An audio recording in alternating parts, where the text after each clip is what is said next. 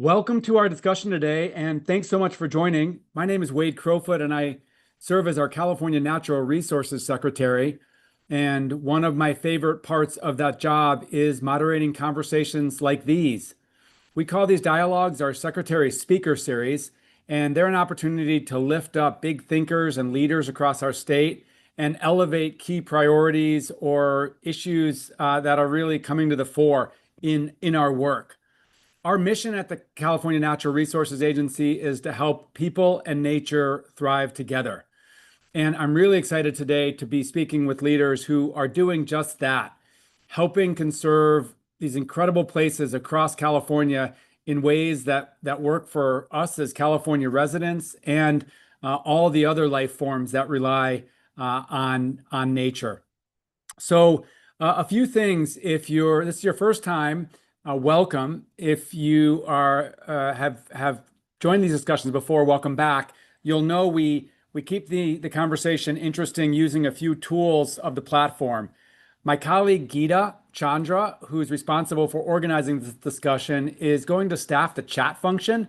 So make sure to open the chat function because Geeta will have background on our speakers and their organizations, and then some great links on topics or reports or information that comes up in the course of our conversation. There's also a Q&A button at the bottom of your screen. At any point during the conversation, you can click on that and type in a question or an observation.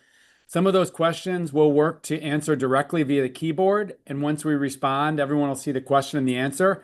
And then some of the questions I'll work to integrate into the interviews with our panelists. And then when we're together at the end of the discussion in a group conversation. We are recording the discussion today, and it'll be available on our website, usually by the end of today or first thing tomorrow. So you can just go onto our website and type in speaker series, and you'll find a recording of this discussion, as well as a copy of all of the information provided by Geeta in the chat function. And the idea is if you like what you heard, you can listen again or share it with others. So listen, I'm really glad to be talking today about conservation in California. So many of us in California came here or are still here because of just these incredible places that we get to visit and enjoy in California. I came from the Midwest after college, and one of the key reasons I came to California was on this big, bright adventure to be outside. I spent a lot of my 20s and early 30s backpacking with friends, camping, exploring these incredible places that are California. And I have to say, at that stage in my life, I sort of took these places for granted. You know, Yosemite was always Yosemite, or the East Bay Regional Parks that I would hike in the Oakland Hills were always there. But the fact is that every place in California that we get to enjoy as public lands or protected lands have a story behind them and are the result of people actually caring enough to conserve these places. And the work continues. I'm really energized to be part of a movement that we'll talk about today called 30 by 30 to conserve 30% actually of planet Earth this decade. The nations around the world have come together under the auspices of the United Nations on this big treaty on biodiversity, focused on conserving, protecting a third of planet Earth. And in California, we're not only talking the talk, we're walking the walk by making a commitment to conserve 30% of our lands and coastal waters by 2030. So we thought we would give you an update on where things stand on conservation in California, particularly at this time when we're seeing public lands attacks out of Washington, D.C., the dismantling of key federal agencies and their budgets. California is not stopping. And in fact, we're doubling down on all this conservation work and really supporting entities across the state doing the conservation. So we're gonna give a state of play first with my colleague Megan, and then we're gonna talk to leaders who have really great stories to tell about different aspects or points of progress on our conservation in California over the last year. And I'm really excited to go deep with them. So without further ado, let me bring on Megan Hurdle onto the screen. Megan is our leader within our state agency on 30 by 30 and cutting the green tape, helping environmentally beneficial things happen faster and cheaper. Megan, you and so many others are driving this 30 by 30 movement. I'm going to turn it over to you to give us an update on where things stand regarding conservation writ large in California. Great, and thanks for that introduction, Secretary Crowfoot. I love the story of like Yosemite was always Yosemite. I had the opportunity to be on the Central Coast this weekend and was driving up the Highway 1 to get home and just thinking about how amazing the landscape is within California. And part of those views, those open spaces, those beaches where we can get out and access the ocean, they're there because people that you're going to hear from today and many, many others who are not on the phone have worked long and hard to protect those spaces. So California has been committed to protecting these extraordinary landscapes and the plants and animals that rely on them for decades. We are one of the globe's 36 biodiversity hotspots, so we have more endemic species or species that are only found here in California than any other state in the country. And it's these landscapes that really support our clean air, our clean water. They're the foundation of our economy. They support our businesses, of course, our public health and our enjoyment when we're able to get out in these spaces. But like you said, we've seen increasing threats over the last 7 months, and many of us, both within state agencies and the general public and NGOs, have been working hard to come together to defend the places that we know and love and keep them conserved and protected and in good shape. But we also know that just holding the line isn't enough, that we need to continue to make progress on our conservation goals and objectives, in addition to protecting the things that we've already got conserved and in open space. So, like you said, California has committed to the global 30 by 30 movement, this effort to conserve 30% of our lands and coastal waters by 2030. Governor Newsom actually issued an executive order in 2020 that started California down this pathway. We were one of the first places to have this commitment. We're now about halfway through it, and we're really excited about the progress that we're making.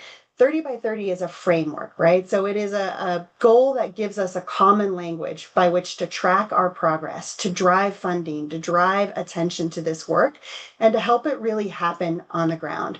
James, if you could put up the first slide, I'd love to show a picture of what is our annual report. We just released this earlier this month. You can find a copy of this on our website, which Geeta has dropped in the chat for you. But this really goes through and documents some of the outcomes and the milestones and the stories from the past year, many of which have been done by a wide diversity of organizations, individuals, and communities all across the state of California. Next slide, James. So we're really proud to announce that as of June 2025, we are now at 26.1% of our lands counting as conserved under 30 by 30 and 21.9% of our coastal waters. This means these are areas that are durably conserved, so they will not be developed going into the future, and they're managed as with biodiversity as one of the top objectives for their management. When you look at the acres that were counted in this past year and added to these 30 by 30 targets, we've added the size of Glacier National Park to California's conserved areas, which is this incredible distance and vast space made up of a wide diversity of habitats. It is important to note that this is made up both of newly conserved areas, so places that have voluntary conservation easements or acquisitions, things like ancestral land return, increased federal protections, and data improvements, because we're constantly working to try to make sure that we've got accurate data going into this mapping effort and tracking and transparency. You can go online onto CA Nature and actually explore this data yourself, and I encourage you to do so. Let us know if you have lands in your region or your neighborhoods that aren't counting, that should be counting, or areas where we should be focusing more of our efforts. And you'll hear more about that from one of our speakers a bit later. Next slide, please. So I did want to just highlight a couple of the big wins that we've had in this past year. And one of them is the designation of 2 national monuments in California. So the video that you're seeing here is Satitla Highlands National Monument. This is up in the Modoc, Shasta, Trinity, and Klamath forests. It's roughly 220,000 acres that have improved levels of protection. This is federal lands. And it's long been known as an important site for the tribes. The designation of this was actually led by tribes, so the Pitt River Nation, along with hunters, anglers, recreationists, and local businesses and NGOs. This type of designation benefits all Californians, though, because much of the water that goes into the Sacramento River watershed starts in the aquifer under this incredible landscape where it's filtered and cleaned before it later makes its way through the system to fuel our farms, our homes, and our economy. Next slide, please. There's also a bevy of other ones that are great to talk about. One of the things that 30 by 30 does is it has three core objectives: to protect and conserve biodiversity, to contribute to climate resilience and mitigation, and also to increase equitable access. So I just wanted to highlight one from each of these buckets that actually contributes to the other ones as well. On the one side of the screen, you see the Waltz Turner Ranch, which is actually from Merced and Mariposa counties. This is the beautiful grassland and oak in the background that makes you just want to set up a picnic back there. This was a voluntary conservation easement on a working ranch. So a place where the owners are actually operating cattle to try to protect and improve the habitat out there. This was led by the Sierra Foothill Conservancy in partnership with the Nature Conservancy and the Morrison family, and actually raised over $1 million in private philanthropy to combine with state funding to put this in place. The photo in the middle is very exciting. This is the largest tidal wetland restoration project in California's history. This is Lookout Slough. This is another example of a public-private partnership, a way of working across different sectors to get things done. This tidal restoration in the Delta is roughly 3,000 acres and will restore habitat for Delta smelt, salmon, native fishes, will help buffer floods, adjust to sea level rise, and of course, sequester carbon. And then for the final picture there on the right, I know this is making everyone want to get out and go do a hike, but this is the hard work that it takes to maintain access in some of our wild areas. So this is the California Conservation crew up on the High Sierra route there, really doing the hard work to make sure access is safe, but also that it limits impact on the surrounding habitat. And the California Conservation crew actually won a national award this year for the over 368 miles of trail that they maintained and worked on, not just on state lands, but also on federal lands. So just a few of examples that are highlighted in our annual report that I would encourage you to go check out. But the work is not done, Wade, as you tell me. We've still got a long way to go. So 4 million more acres on land, and you'll hear a bit more about the coastal side in a moment. But it's going to take all of us. We talk all the time about this being a big tent movement. So we encourage you to show up, join our newsletter, join engagement opportunities like this, and continue to do the great work on the ground. Yeah, thanks, Megan. And I have to tell you, I joined one of those backcountry trail crews of the Conservation Corps last summer, and I am never going to hike in the High Sierra again in the same way without this tremendous appreciation of the people that are moving those huge stones back in the wilderness areas where there's no mechanized vehicles. Just Yeah. incredible work happening by the Conservation Corps and so many others. You point out we talk a lot about, government plays a role in 30 by 30, but we're sort of the wind in the sails of all of these entities, resource conservation districts, land trusts, local governments, certainly tribal governments with all this ancestral land return. And we're trying to build momentum. Can you talk about a real point of future progress, which is the climate bond that passed and what it means for conservation? Absolutely. So over the last 3 years, Governor Newsom and the legislature allocated about 1.3 billion to achieve nature-based solutions, including 30 by 30.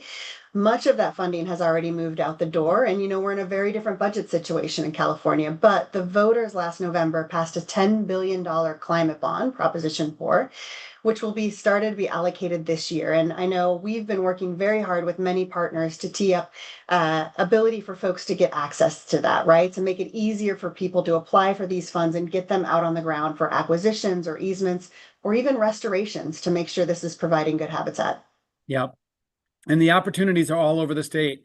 I've encountered legislators in the past, and sometimes they'll say, well, 30 by 30, it's not really my area of interest. And then I'll say to them, well, do you have constituents that like parks, that like open space? Do you have projects that, in your district that you've been working to try to build up for public access over time? And of course, they always do. So to me, whether we call it 30 by 30 or conservation or open space or parks, this is the name of the game. It's this big tent approach. Absolutely. So you focus a lot on the land side, and there's what we call a salty side of 30 by 30, and that is of course our coastal waters. California's has jurisdiction essentially from the beach out 3 miles, and we have a remarkable foundation of protection to build upon. And to talk more about our coastal protection and our coastal conservation, I want to bring on my colleague Mike Escrow, who's one of our leaders at the Ocean Protection Council. in our agency. Mike, it's great to see you. You've got an appropriate shirt on for this update. Give us a sense of what's happening on conservation on California's incredible coast. Yeah, thanks so much, Secretary Crowfoot. I'm actually on vacation with my family in Michigan, and so very much living the freshwater life right now. But wanted to represent the salty side. Could not pass up this opportunity. So hence the shirt. But yeah, I'm really excited to be here today to talk a little bit more about all the progress we've made this year on coastal waters. So James, if you could please bring up my slides, much like Megan's story. I feel like this is really a story best told in pictures because of how stunning our coast is. So here at the Ocean Protection Council, we really do see 30 by 30 in coastal waters as a movement that's helping nature as well as our coastal communities thrive together, just like on land. And so for us, this means that achieving 30 by 30 in the ocean can both protect ecosystems and support that equitable access for millions in California who come to the coast every year to enjoy our beaches, to surf, to dive, fish, and to just feel connected to nature. And so since the establishment of the 30 by 30 goal 5 years ago now, we've been working really closely with tribes, agency partners, conservation organizations, fishermen, and other coastal communities to really chart a course for what this kind of big tent conservation movement looks like in the ocean. And this year was really a pivotal year for us. So halfway now to the 30 by 30 initiative's target date, we've released a roadmap to achieving 30 by 30 in our coastal waters that does a couple really important things. It identifies different types of areas in the ocean that can count towards 30 by 30. It updates our accounting of conserved acres in coastal waters. And most importantly, it establishes really clear next steps to achieve our target. So next slide, please, James. The roadmap fundamentally builds on pathways to 30 by 30, but it brings in a lot of expert scientific input and was informed by really extensive public comment and tribal consultation over the last year. And in keeping with that big tent spirit, it recognizes a bunch of different kinds of areas as 30 by 30 conservation areas, tribal stewardship areas, marine protected areas, and also areas that aren't maybe formal marine protected areas or MPAs, but somehow are still managed in ways that achieve significant biodiversity benefits. It elevates California's highly protected MPA network, which is designed to conserve iconic ecosystems like this kelp forest, really as the foundation of 30 by 30 in coastal waters. So our network, if you don't know, covers 16.2% of our state waters and was just recognized earlier this year by the International Union for Conservation of Nature, this global body, as the international gold standard for marine conservation through IUCN's Green List program. We're so excited about that, but don't worry if you're not familiar with IUCN or the Green List. We have a speaker who's going to talk much more about that later. Next slide, please. But we know that MPAs are not the only way to achieve conservation in the ocean. And so this year, we also recognize the new Chumash Heritage National Marine Sanctuary, which is going to be formally and collaboratively stewarded by local Chumash tribes off the Central Coast to protect biodiversity as a new 30 by 30 conservation area. And this brought our total area of coastal waters conserved to 21.9%. We felt really excited about this because we know that reconnecting tribes to their ancestral waters and to their traditional stewardship practices is essential to protecting biodiversity. And we have a leader from the Chumash Sanctuary today on the speaker series who's going to talk a lot more about that. Next slide, please. But we also know that conserving biodiversity requires a lot more, right, than just designating areas on a map. So last month, OPC released a $10 million request for proposals for projects that are going to advance 30 by 30 in coastal ecosystems through action-oriented, solutions-oriented science, accelerating on the ground or in the water environmental restoration and stewardship, and revitalizing tribally led stewardship. And I can just say we are overwhelmed by the amount of interest that we've gotten in this opportunity, and we're really thrilled to be able to make this investment in both ecosystems and coastal communities, because this is really how we make 30 by 30 real. Next slide, please. So much like my colleague Megan was saying on the land side, we are not done yet. We need to conserve an additional 284,000 acres of coastal waters in the next 5 years.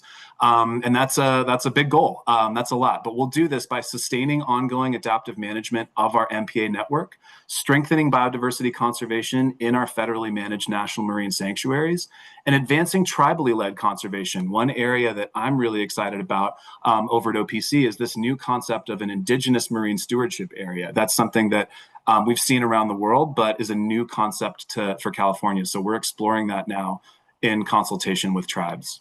So we have a very ambitious plan for the next 5 years. We invite you to join the movement. I'd like to echo all of Megan's recommendations for ways to get involved in the 30 by 30 movement more broadly, and hope to see many of you at the 30 by 30 Summit in San Diego next month. And please save the date also for OPC's next informational webinar from 1 to 2 p.m. on September 4th to dive deep into those next steps that I just mentioned. So thanks so much, Secretary Crowfoot, for the opportunity to speak today. Yeah, big thanks, Mike, for your passion, for the passion of the Ocean Protection Council, and also all of those groups that are driving forward marine conservation across the state. It's pretty incredible, as we'll hear about in a little bit. So it's appropriate that our next speaker is the acting superintendent of the Chumash Heritage National Marine Sanctuary. Carolina Behe is in that role and has joined us. Thanks so much, Carolina, for being with us. If you would, some of us, lived this whole process supporting tribal leadership to designate this National Marine Sanctuary. But for a lot of folks, we're joined by over 300 people here. A lot of people, this will be the first time they ever heard of the Chumash Sanctuary. So can you explain a little bit about what it is and the arc of development that brought us here? Yeah, thank you so much. I think I'll share just for a minute, not as the acting superintendent, but just as myself, of being, because my family is Native and my Native ancestry is Seri people, and so I'm welcomed to these homelands by the Chumash peoples to be playing in this role. And when I listen to Mike too, I'm really happy to hear about the recognition of the role that Indigenous peoples play, because Indigenous peoples have been caring for their homelands for thousands and thousands of years. And today, we even know that over 80% of the world's biodiversity is found within 21% of Indigenous peoples' homelands and territories that are recognized. Those are just the ones that are recognized.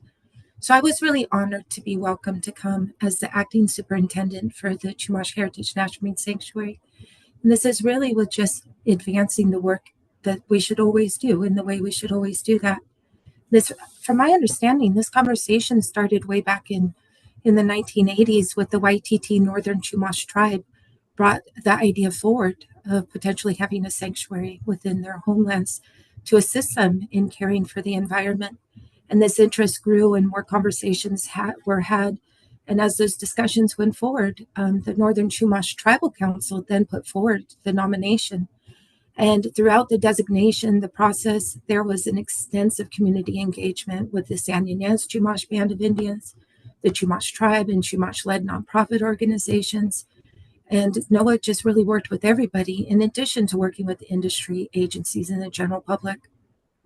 Now, today, Indigenous peoples' meaningful involvement, we've gotten through the process of getting the designation, but that doesn't mean that any of the work is over. It means that now we have an opportunity for really good work. And again, this has to do with Indigenous peoples' meaningful involvement. And what is that going to look like? For us, it's really going to be shaped by respect for their self-determination. And this means, how do they want to be involved? When do they want to be involved? And where do they want to be involved? Because it doesn't look the same for everybody. But what does need to be consistent is how we have people actively engaged. So importantly, we're working to create a platform that will support a multi-knowledge and multidisciplinary approach to do all of the work that we need to do. This includes gathering information to inform evidence-based, adaptive, and holistic decision-making. And this takes time. And so that's kind of where we're at today. Thanks so much, Carolina. It's really exciting to be in the role that we've been in to support these tribal leaders driving forward this vision. So again, for folks that aren't familiar, this is a newly designated, newly protected part of our coast in what we know as our Central Coast. So Carolina, that's like some sort of like Santa Barbara County north into San Luis Obispo. How would you describe it for people that that might Yeah. not have visited that Yeah, area. don't know. Yeah, that don't know the area. It's just south of San Luis Obispo and just north of of Santa Barbara. And so if you're familiar with the Channel Islands National Marine Sanctuary, it connects right to the Channel Islands National Marine Sanctuary. Yeah.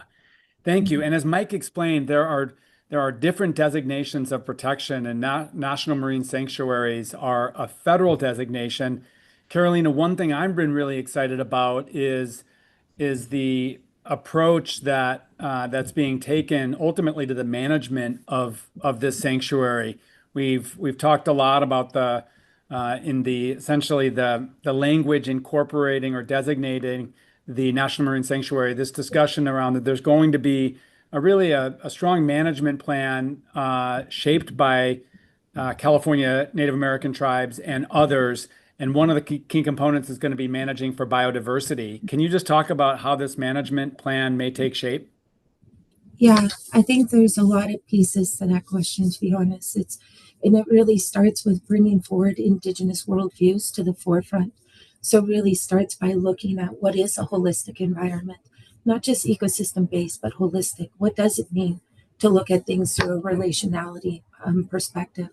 And so that goes back to that platform that we're building and really recognizing that decisions are made along multiple parts, not just when you're up here saying yes we want to do that or no we don't want to. It starts in with what question are we asking of our monitoring programs, who's doing research and how is that being done. So as we're going through right now and having discussions with tribes and nonprofit organizations, we're understanding what are their priorities, where are their interests, and that's a huge understanding. Is that part right there? Is that they have a large interest in being involved, how research is being done, how monitoring is being done, what kind of protocols are being included, how their worldviews are being involved, how their Indigenous knowledge is included, how education and outreach occurs, how economics occurs, are they involved in economic opportunities? All of these things, from harmful algal blooms to understanding shifts in food web dynamics.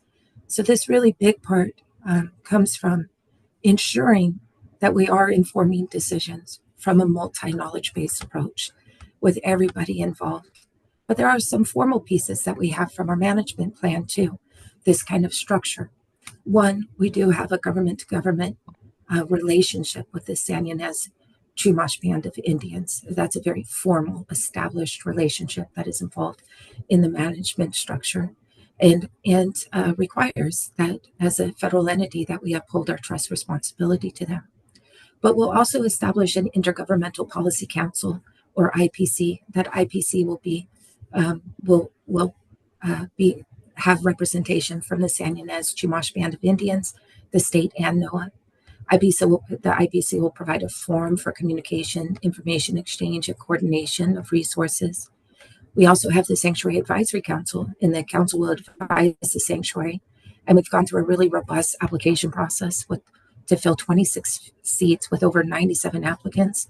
Many of those applicants were Indigenous because we had strong intention of ensuring that Indigenous peoples knew that they were very welcome to any seat that they were qualified for.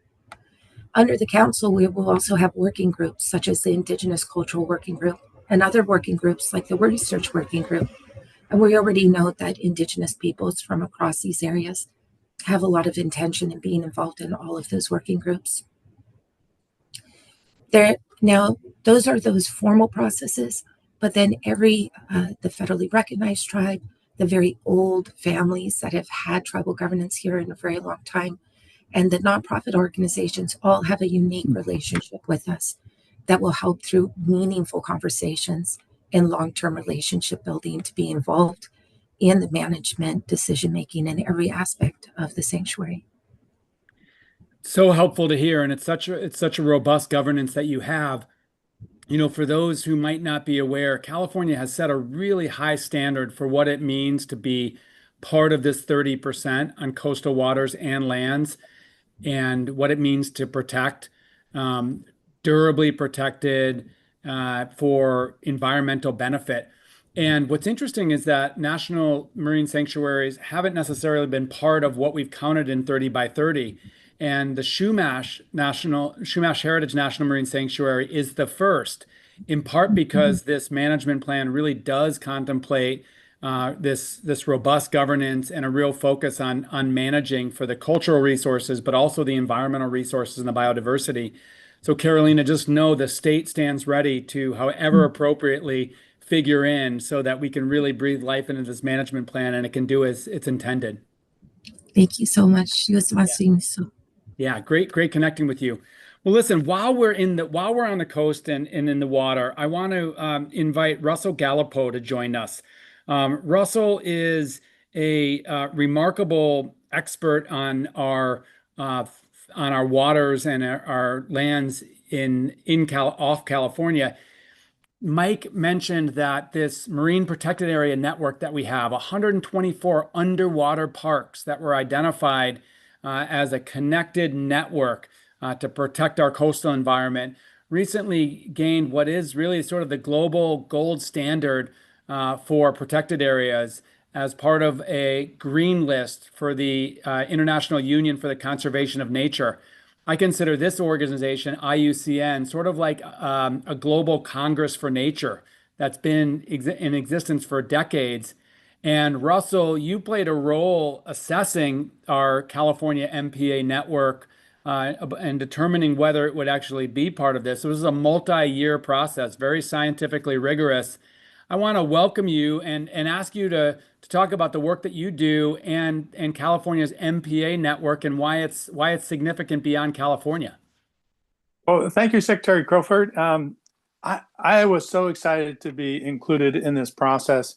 Some of you who know me, I'm retired National Park Service, and when you opened up talking about Yosemite, it just warms my heart because it's these special places, whether they're federal national parks or they're other federal lands or they're state parks or state conservation areas, or even if they're local land trusts and reservations, is that these bring back memories about who we are as a people and what's important to us. And I will tell you that we need leadership in conservation if we want to maintain these special places that protect nature and protect our heritage. And so, although you said Yosemite will always be Yosemite, I don't know if that's the case if we don't all decide that we want Yosemite to continue to be Yosemite. And I think what makes us even more proud to be Californians is a lot of the early conservation movement occurs in California. And then to hear you talk about this connectivity and national parks and national wildlife refuges and state lands and land trust lands, it's really that interconnectivity that's going to make us successful. And what I see with going with the green list, and I'm going to go through a little bit of that process, is California not only is becoming a world leader in economics and in civil rights and other things, but it's also in conservation. And we need states like California to step up and say, hey, let us help show the way. Let us help lay out the groundwork. Because after all, if places like California can't do this, who can? And so we got to be out there and ready to help. So we'll start with, marine protected areas worldwide. Only about 8% of the ocean is set aside with some sense of marine protection. Can I have my first slide? And so one of the things that I like to talk about is what is IUCN? We mentioned it's the International Union for the Conservation of Nature. It's the world's largest and most diverse environmental network, bringing together government and civil society organizations.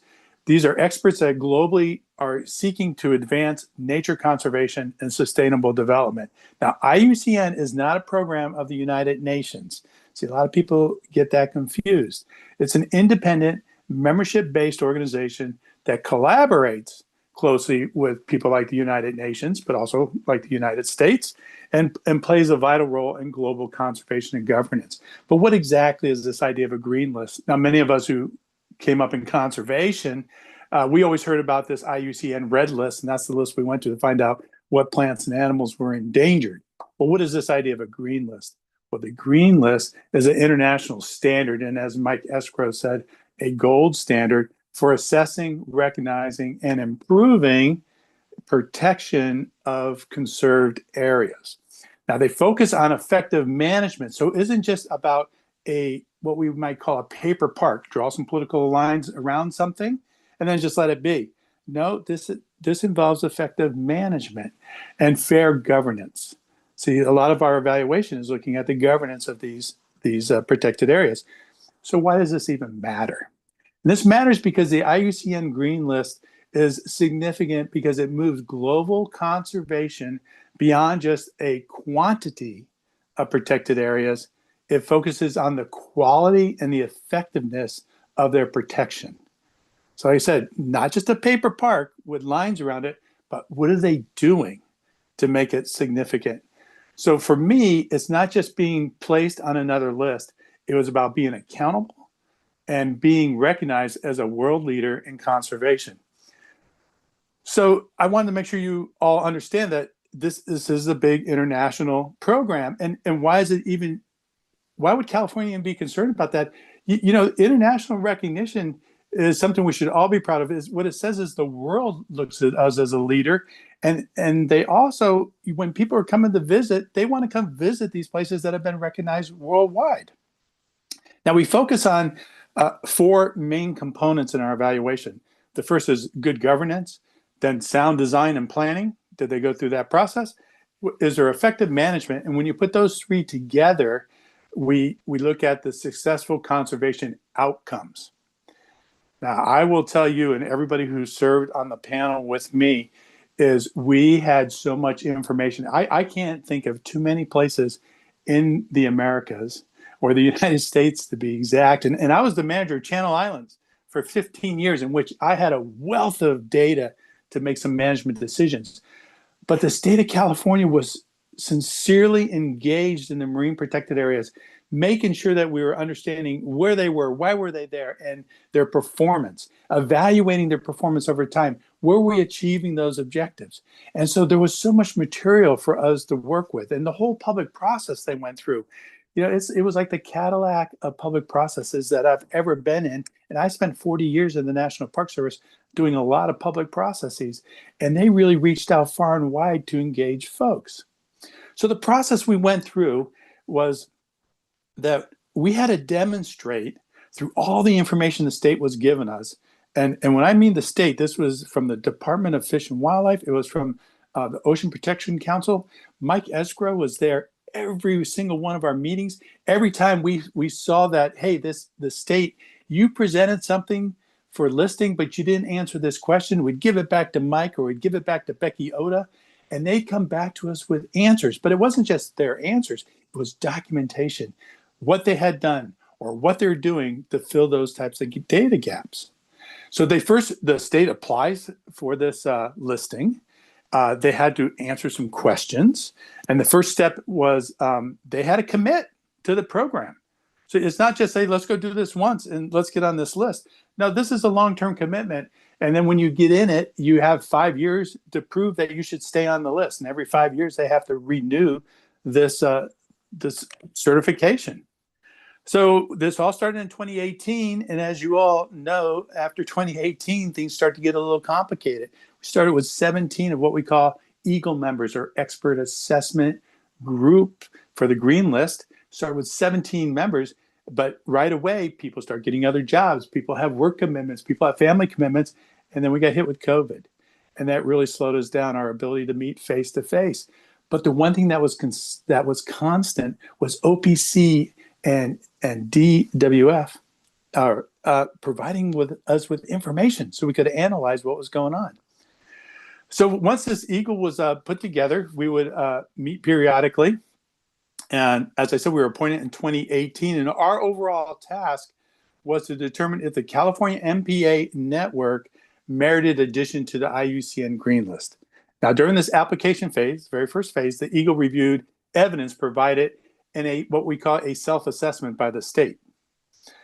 So we would review that, and if we felt that it was complete at that stage, now this isn't the whole analysis, this was just what you were required to do during the application phase. Did you answer all those questions? Once we made a determination, now we don't work for the state, we work for IUCN, and when I say work, it means we volunteered our time, our expertise to review all this data. Then we recommended it to what we call the candidate phase. And once we put it into this candidate phase, the state had to implement all of the IUCN Green List standard criteria. And there was a lot of criteria. And so they had to keep coming to us with more and more answers to questions. And this took months. It actually took us years because of COVID to get through all this process. And once we went through all of this, then we had to put together a dossier of why we thought that this nomination to the green list met the standard. And so we did that. We put that dossier together. And when we came down to the end, there was only 8 of us left because a lot of us made this really strong commitment to get this through. Then once we put our dossier together, what we were learning through this process, and Secretary Crowfoot, this is really important, and I think it really plays to 30 by 30. The IUCN Green List was really to look at individual units. And as you had mentioned earlier, and Mike had mentioned, we have 124 MPAs. They were never created to work independently. They were created to work as a network, just like you're trying to do a 30 by 30. Yep. Any one unit can work independently, but it's really the strength of that unit is with how it's connected to its neighbors and other ecosystems. Well, the IUCN Green List didn't lay out how you analyze a network. So we had to work with them under the fine leadership of Dr. Steve Murray. He was able to work with them to say, well, we need to modify how you do your analysis at an international level. Yep. So that we can determine what gets evaluated on a regional basis, which is versus what maybe would be done on an individual and then also on a network. We again, California, helping lead the world. Yeah. Help them rewrite the standard of Russell, how do you deal with networks. Yeah, it was. I mean, it's incredible. And I had the honor of attending an award ceremony for the last round of Green List awardees, and it was truly global in nature, all across the global South and the global North. And these are the best of the best places that are being functionally protected. And we're so proud to be the first network of protected places. So you guys built a new mold that hopefully others will apply to, and will have this, best practices of protected networks around the country across sea and land. I can't thank you enough. Well, I want you, even though it's a new mold, to reinforce that governance piece and how important it is that the state is really involved in the governance at all aspects of the governance. Yeah. And that the decadal management review, all your recommendations that were made by the state, we actually found those same types of things needed to be done through this process. We had 11 recommendations going into the recommendation, and you can show my last slide. The last going into the recommendation, and they mimic. We didn't copy what was in the decadal management review. We came up with our own, and then we saw how they crosswalked with what it is the state knew it needed to do, and that just really reinforced that we're on the right page and we're doing the right thing. It's amazing, and that we're building this connectivity. Yeah, so much more to say, and there's some really great links in the chat. We've got 2 more incredible panelists that I need to move to, but Russell, huge thanks for all that you've done, and a great sum up of the IUCN Green List Award for our MPA network. I'm next excited to bring Hal Holland on screen, and Hal is a leader at Westervelt Environmental Services, and he and his colleagues, and really a lot of people across the state, are driving a really important part of 30 by 30, and that is to leverage mitigation for conservation benefit. And for those that don't know what mitigation is, when we develop housing or a solar field or update a transportation like a road, there's certain mitigation for the environmental impact that those projects are having. And so under our very good environmental laws, there are projects that need to occur to mitigate the environmental impact of infrastructure development, et cetera. Hal and his partners at Westervelt, but really other people across the state, have been driving this effort to think more innovatively about mitigation. The idea is, can we do upfront big mitigation that then infrastructure projects can buy into, what we know as a mitigation bank, to be able to meet their mitigation requirements. The big benefit there is you get big scalable conservation rather than this little checkerboarded ad hoc conservation project by project. how you're driving this big idea and you made some progress over the next year. So would love to hear your vision and points of progress. Thank you, Secretary Crowfoot. I'm really excited to talk about our firm and our industry and the way we're working on implementing one of the key pathways of 30 by 30 to add to the conservation landscape. If I could get my slide, please. So just to tee off of what you mentioned, advanced mitigation really is a tool. It's oftentimes private sector where we're leveraging funding to secure critical landscapes where there can be significant ecological uplift. And as you said, we're consolidating that in advance of any impacts occurring. And next slide, please. Today, I'd like to focus on the Cosumnes River. It's the last undammed river flowing from the Sierras to the ocean. And this is just south of Sacramento. And the Cosumnes River Preserve was an initiative that started in the 1980s with government agencies, and nonprofits working to secure the Cosumnes River and the associated floodplain. And over the past decades, it's grown to 50,000 acres of this river floodplain and working landscapes. And Westervelt's projects are highlighted in yellow here. And since 2008, we've worked with landowners either through acquisition or through partnership to add an additional 1,500 acres into the Cosumnes Preserve and form some of these critical linkages that we're missing. One of the things that's interesting from a private sector perspective is we're not constrained to appraised value for land acquisition, and we can be very nimble. We're not reliant on external funding sources, so we can close on property very quickly. And really, we're targeting lands that have been in agriculture but have diminished value, or the agricultural function has been eliminated. So we're breathing new life back into these landscapes. So the property that's on the left of the screen, the Zacharias Ranch Mitigation Bank, is nearly 600 acres. And it forms a critical linkage between the Cosumnes Preserve and the Stone Lakes National Wildlife Refuge. And this freshwater tidal marsh and riparian floodplain project was approved at the very end of last year, and it's the first wetlands bank in the Delta in over a decade. It also provides essential fish habitat for steelhead, as recognized by the National Marine Fisheries Service. So as you mentioned, mitigation is critical for projects that are moving forward, and particularly in the Delta, it supports the critical infrastructure of levee maintenance for agriculture and recreation projects. Another one of our banks that's highlighted on the map there, the Cosumnes Floodplain Mitigation Bank, it supported over 500 projects ranging from bridges, boat docks, levee repairs, housing developments. Most were small impacts with limited availability for providing offsets, and it was all consolidated in that large floodplain project. And it's important to note, as you mentioned, that mitigation does not facilitate development, but development has a separate permitting process where they have to avoid and minimize impacts. We're just taking that last piece that they weren't able to avoid, and we're able to consolidate it into much bigger projects. The other project that I want to touch on is the Johnson Cosumnes Mitigation Bank, which is 200 acres in size. And it was a missing linkage of river protection, the last piece within this Cosumnes River Preserve. And so what's unique about advanced mitigation? It really is a comprehensive approach where we're first looking at what are the right sites and what's the right restoration on that site.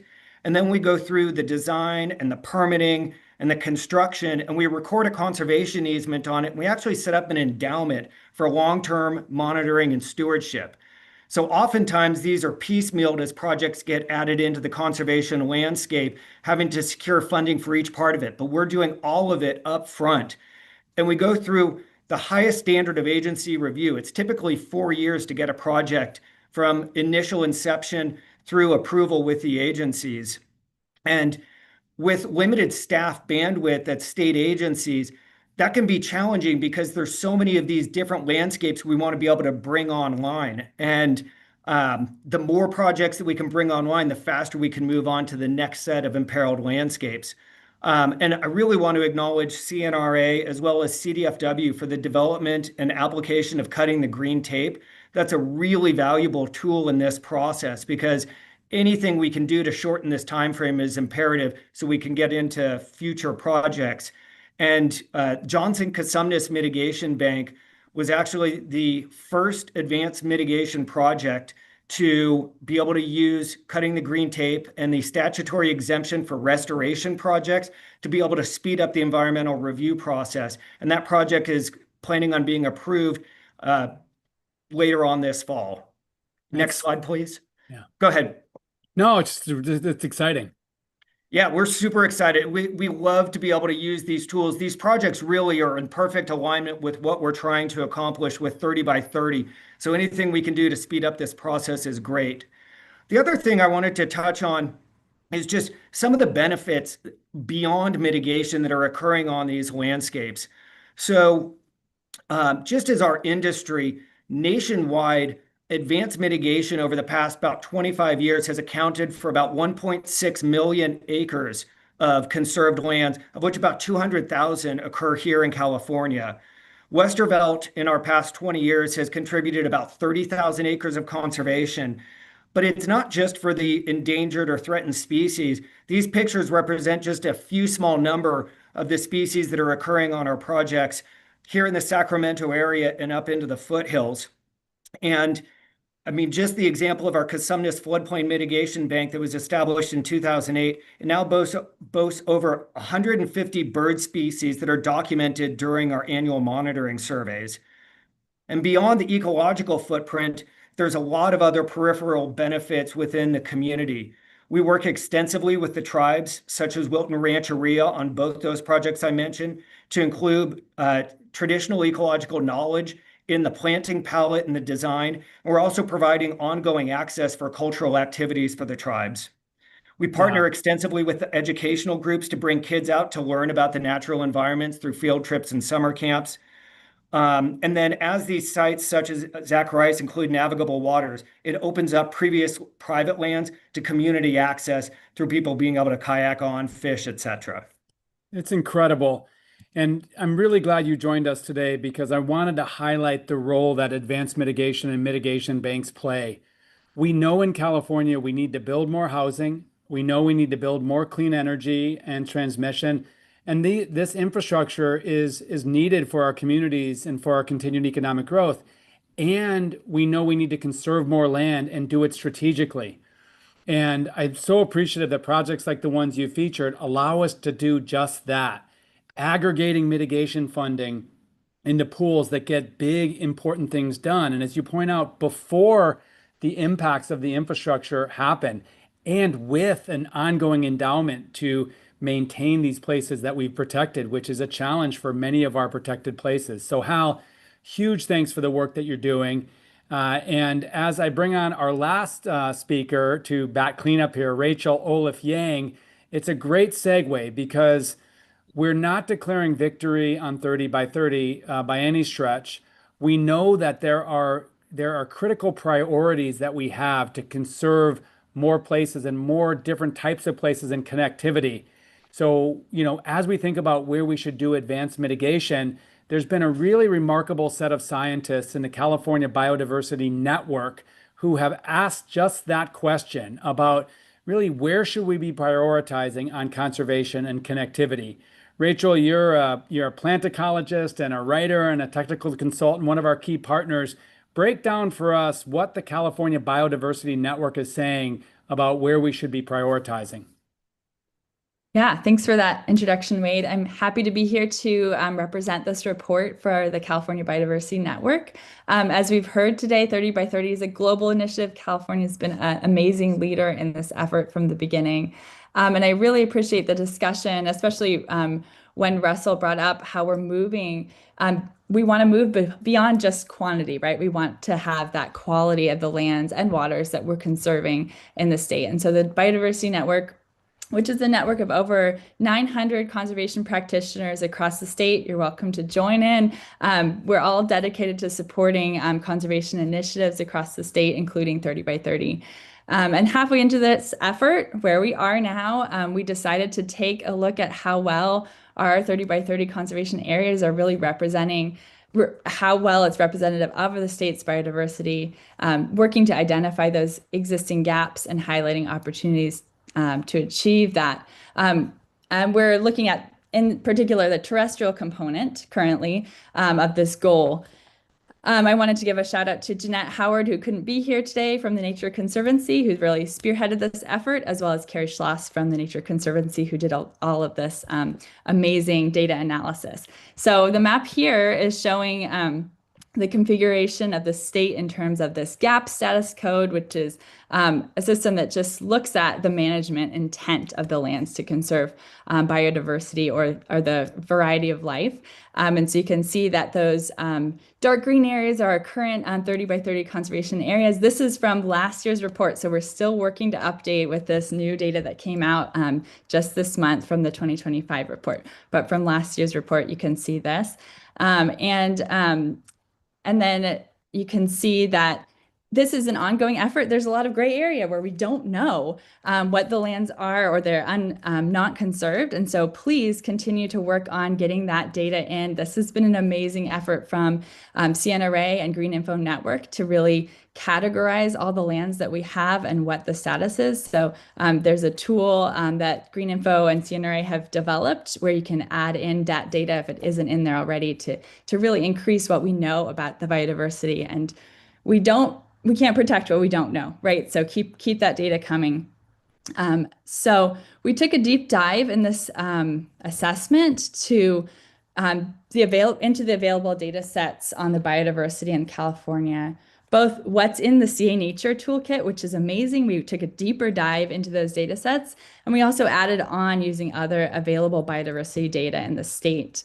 And we applied this framework to freshwater data and connectivity data and leveraging new data, including eDNA. And so excited to share a couple of those results today. So we can change to the next slide. I know we're getting short on time. So just a really quick sneak peek is we saw that there's difference in amounts of representation in the state. So some areas are pretty well represented or on par with state levels of conservation, including some of those desert habitats and conifer woodlands. And other areas could use more work in order to get them towards that state level of representation. Again, this was at the 25.2% from last year. So those numbers will shift a little with that newly conserved or newly added data that's come in this year. And you can see that we also worked on a framework for proportional pathway opportunity. You can see here that green is showing, that green in that pie chart is showing that there is some areas that are on those GAP 3 and 4 lands. So areas in other public lands, other multi-use lands that could be increased durability or increased management for biodiversity in order to increase our conservation on 30 by 30 lands. And then when there's more yellow, it shows that there's maybe acquisition or easements of other non-conserved lands that will be necessary to increase conservation in those areas. So those are our sneak peek, and we went beyond just habitat representation. So we went into, again, freshwater and connectivity and eDNA, all of which I can't show today, but hope that you'll check into this report when it comes out, hopefully pretty soon. And I'll just stop there because there's a lot more data to show, but I'll stop there. But I wanted to highlight, it was really exciting that we found that 95% of our newly protected areas expand the protected areas network.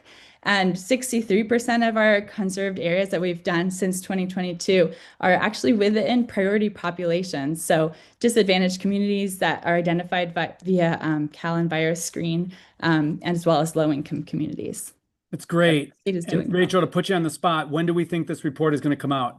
Well, we are working hard with CNRA to work on how this data that just came out can be incorporated into this. So we're hoping to get it out later this fall, and it'll be on par with when CA Nature updates come out for those biodiversity tools.